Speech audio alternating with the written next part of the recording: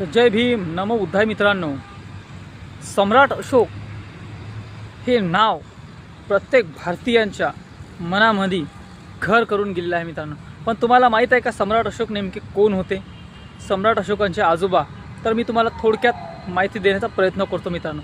सम्राट अशोकाचे आजोबा सम्राट चंद्रगुप्त मौर्य हे होते मित्रांनो। आणि त्यांनी मगध साम्राज्यावर आपली धनानंदाला हरवून, नंदवंशाचे जे राजे होते धनानंद त्यांना हरवून मौर्य वंशाची स्थापना केली।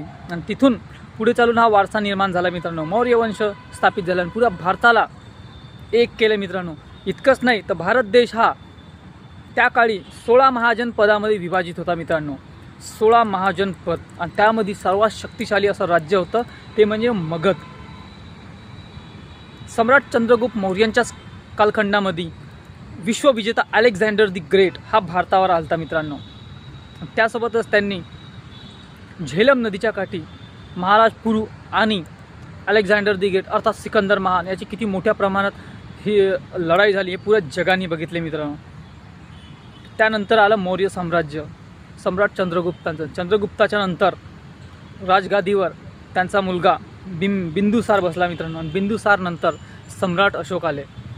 आणि सम्राट अशोकांनी तर माहीतच आहे तुम्हाला किती मोठ्या प्रमाणात राज्य विस्तार केला। त्यानंतर त्यांच्या आयुष्यातली सर्वात मोठी घटना घडली ती म्हणजे कलिंग युद्ध मित्रांनो। कलिंग युद्धानंतर सम्राट अशोकांनी युद्ध न करण्याचा निर्णय घेतला आणि ते बौद्ध धर्माकडे आकृष्ट झाले। इतक्यावरच ते थांबले नाही मित्रांनो, तर सम्राट अशोकांनी भारतामध्ये 84,000 बौद्ध स्तूप निर्माण केले। आणि त्या बौद्ध स्तूपावर हजारो वर्षापासून मोठे प्रमाणात अतिक्रमण झालेलं आहे मित्रांनो। ते अतिक्रमण पुढे चालून तोडण्यात आलं, वेगवेगळे त्याच्या धार्मिक कर्मकांड चालू झाले। आज आपण 2025ला आपण विचार करा, सम्राट अशोकांनी 2000 वर्षा पहिले किती मोठ्या प्रमाणात बौद्ध धर्माचा प्रसार केला। आणि त्यानंतर युग पुरुष जन्माले ज्यांनी बौद्ध धर्माला पुन्हा नव्याने गतिमान केलं, धम्मचक्र प्रवर्तन पुन्हा गतिमान केलं, ते म्हणजे विश्वरत्न बोधिसत्व डॉक्टर बाबासाहेब आंबेडकर। त्यांनी नागपूरच्या 14 दीक्षाभूमी येथे 14 ऑक्टोबर 1956ला धम्मदीक्षा घेतलेली आहे मित्रांनो।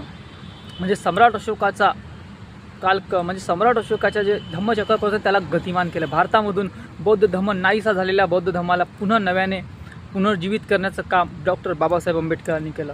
विचार करा, आज बौद्ध धर्म भारतामधून किती दूरपर्यंत जाऊन पोहोचलेला आहे। चायना असो, म्यानमार असो, व्हिएतनाम असो, थायलंड असो, कंबोडिया असो, अशा अनेक ठिकाणी बौद्ध धर्म प्रसार झालेला आहे मित्रांनो। आणि त्यामागे सगळ्यात मोठं श्रेय जर द्यायचं असेल आपल्याला, हे माझं वैयक्तिकरित्या मत ते म्हणजे सम्राट अशोक आणि त्यांचे मुलगा महेंद्र आणि त्यांची मुलगी संघमित्रा हिला। हे माझं पर्सनल ओपिनियन आहे मित्रांनो। तुम्ही यावर काय म्हणता हे मला खाली कमेंट्स बॉक्समध्ये सांगू शकता मित्रांनो। तर सम्राट अशोकाचं ही थोडक्यात माहिती मी देण्याचा प्रयत्न केलेला आहे। जर तुम्हाला चांगली वाटली तर आम्हाला लाईक करा, शेअर करा आणि सबस्क्राईब करा। इतकंच नाही मित्रांनो, तर खाली कमेंट्स बॉक्समध्ये आम्हाला नक्की सांगा की तुम्ही कुठून आहात आणि जास्तीत जास्त प्रमाणात हा व्हिडिओ व्हायरल करा आणि त्याचप्रमाणे जास्तीत जास्त प्रमाणात आम्हाला सबस्क्राईब करा। तुमच्या सबस्क्रायबरने आमचं मनोबळ वाढेल। जय भीम नमो बुद्धाय।